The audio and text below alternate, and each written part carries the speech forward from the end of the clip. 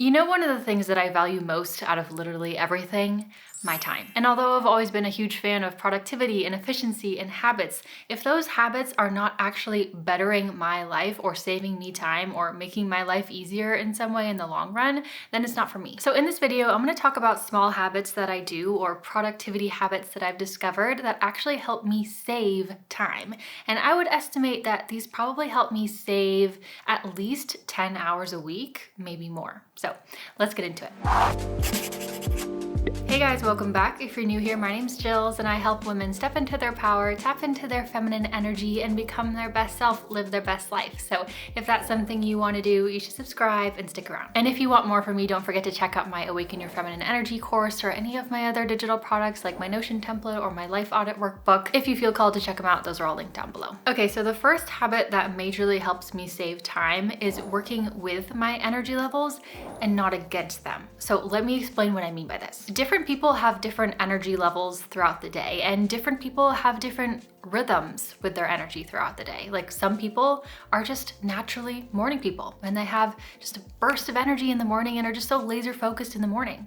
Some people are night people. They have that natural energy and focus at night. Some people have that during the middle of the day. So for example, if you are a morning person and you are just so energized and naturally focused in the morning, but you save your hardest tasks of the day for 3 p.m. when you feel really sluggish and you want to take a nap, it's such a waste of time and effort and energy. So the point with all this is to be strategic about when you do what so that you end up being more efficient and saving time and ideally making these tasks easier for you. So to do this trick, you really need to be able to understand your own personal energy rhythms and how to use it to your advantage. So for example, I'm naturally most energized and most naturally mentally focused and clear from like 9 to 11 a.m. and then basically anytime after like 5 or 6 p.m. But then that time in between, I'm a little bit more slow, a little bit more sluggish. I can still do stuff, I can still be productive, but I don't have that mental sharpness and creativity and focus like I do during the other times. So the things that require really deep work from me and really deep focus and concentration, I will intentionally try to do those in the morning right after waking up, and then later at the end of my day. And then during the middle of the day, I try to do more tasks that are just like mentally a little bit easier. So that might mean going through emails or, making thumbnails, doing home tasks and home chores, or going to my appointments, or posting to Instagram, or walking the dog, or even working out. For example, I go to acupuncture once a week and I strategically made that appointment. It's the same day every single week, but it's in the afternoon after lunch. And the reason why I made it at this time is because that's the time when I normally mentally feel the slowest. It's when, like, if I want to take a nap, that's the time when I'm going to want to do it.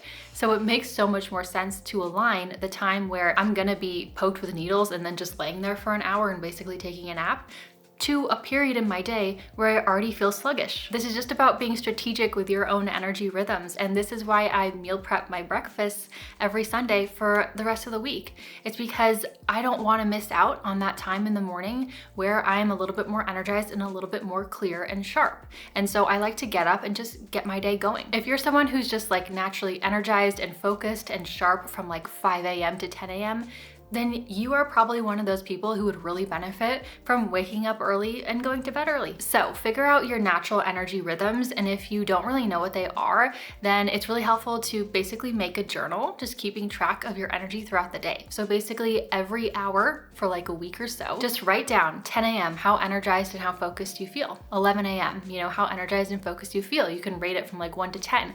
And after like a week of this, you'll start to notice a pattern. So once you figure out when your energy and your focus naturally peaks, that's when you decide to align the most challenging and focus heavy tasks that you have to do with those peaks in your energy. And you will be so much more efficient and you will save so much more time. Of course, I know some people have a little bit more flexibility in their day than others, but if you just try to do this to the best of your ability, it really will pay off. Now, the second habit that saves time is what I call productive multitasking. So a lot of people say that we can't really multitask, and that's because our brain can't actually fully focus on 2 things at once. But there are actually so many things that we can do at the same time when instead we combine one thing that we actually do really have to focus on with one thing that requires no focus, not really any mental attention at all. For example, something that I literally just did yesterday. One thing that I do a lot is I'll go to the gym and then I'll walk on the treadmill just at like a really slow speed, like 2.5 miles per hour or something like that.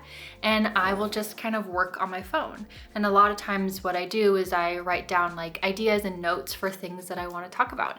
And this is what I did yesterday. I wrote down basically like the outline of what I wanted to talk about for this video. You know, something like working or planning a video that takes focus and attention, but walking slowly on a treadmill doesn't. And so basically I can get two things done at once. I can get an hour's worth of walking, which is like, you know, a decent amount of steps. And then I get basically a whole hour's worth of work done. And it's very productive. And walking also helps me just like think better and be a little bit more clear with my thoughts. So it's a win-win. So basically you combine one thing that doesn't really require any focus at all, like walking or washing the dishes or folding the laundry or sitting in a sauna or stretching or even like watering your garden or taking care of your garden, with something that does require more mental focus, like maybe working if your hands are free to do so, or maybe listening to an audiobook or a podcast, calling your long distance friend to maintain that relationship. So yes, we can only focus on one thing at once, but that doesn't mean that we can't do two things at once.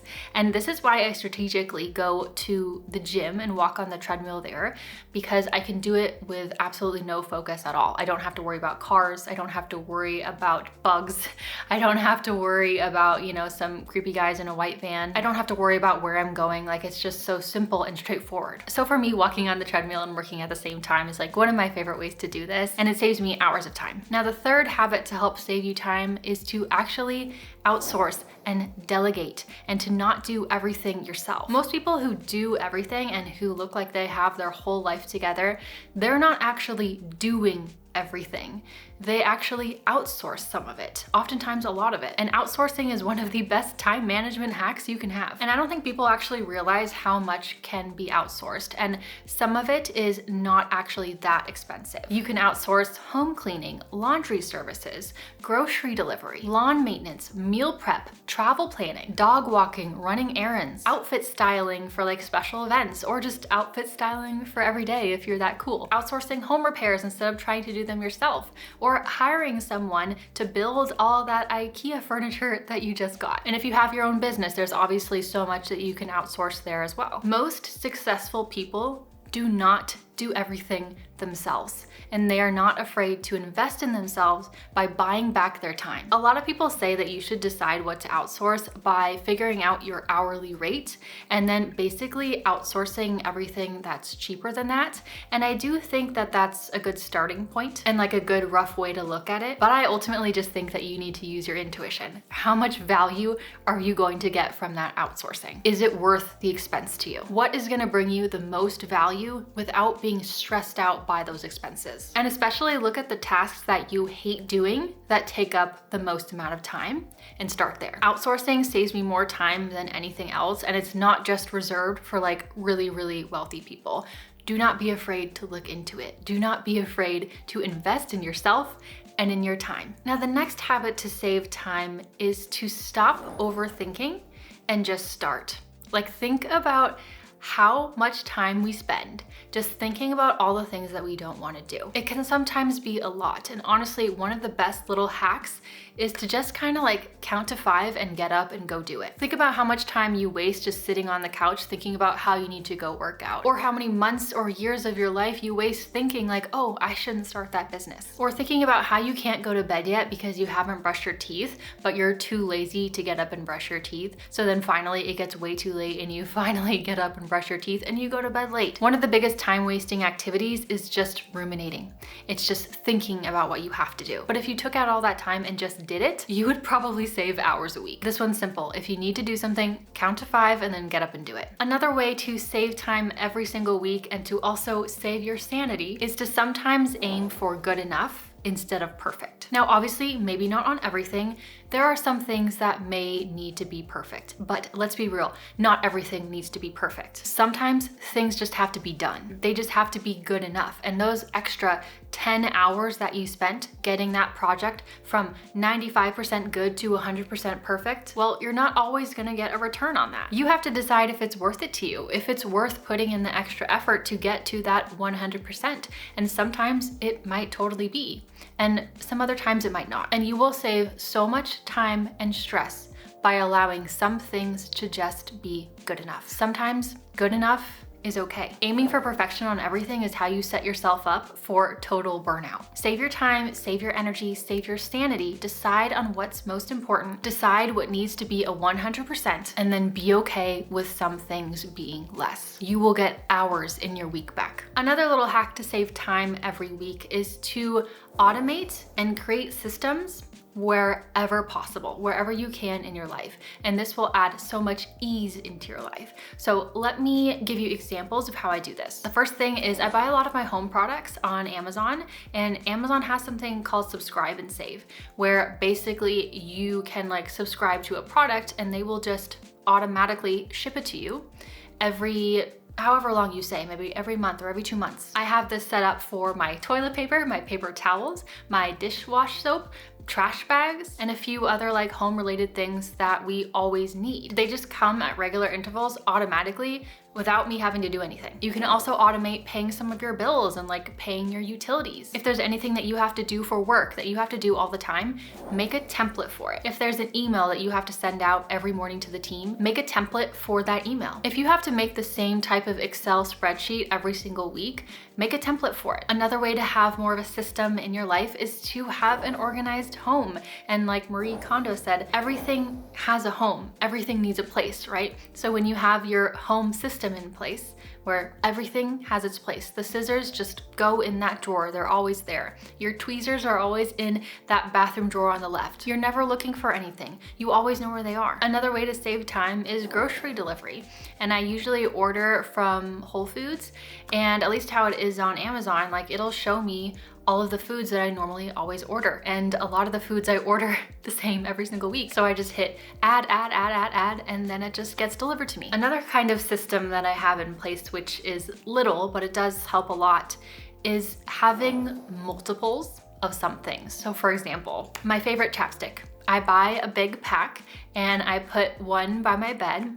I usually have one in my bathroom, and I keep one in my purse. My favorite lipstick, the one that I wear almost every single day, I have two. I have one in my bathroom, buy all my makeup, and then I have one in my purse. Phone chargers. I have multiple phone chargers throughout the house. I don't ever have to be like looking for them. If you're someone who works outside of the house sometimes and like goes to coffee shops and co-working spaces and things like that, it might be helpful to have two computer chargers. One that you just keep at home at your desk, and another one that's just always in your little work tote. Through these automations and these systems, you are creating ease in your life. While they're all kind of really little, they do add up. And they do help you save time, but most importantly, they lower the mental load on your brain, and that is important too. I don't have to worry about if we're running low on paper towels because I just set it up and I know that it's gonna come. Now, if you wanna save time, it's also very important to be particular and choosy about where you actually put your energy and what goes on your to-do list.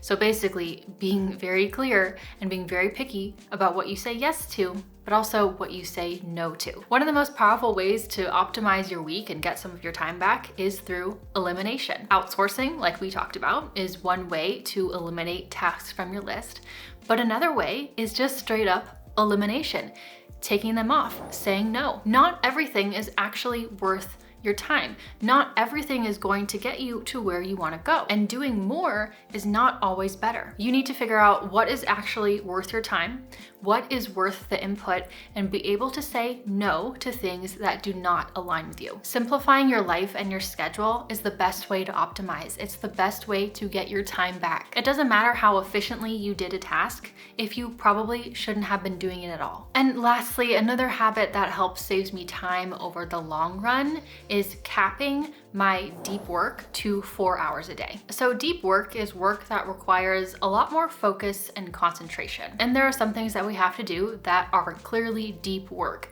They require our full focus and attention. And there are other things that aren't deep work and that don't require deep focus. There's this guy named Cal Newport. He talks a lot about productivity, and he says the upper limit for deep work is 4 hours a day. And as humans, we can't really do more than 4 hours per day of deep work. Okay, so let me tell you how this actually saves me time though. So doing deep work, it takes a lot of energy out of us. Like doing deep work basically feels like taking an exam. We wouldn't be able to keep up with taking an exam for 8 hours a day, every single day.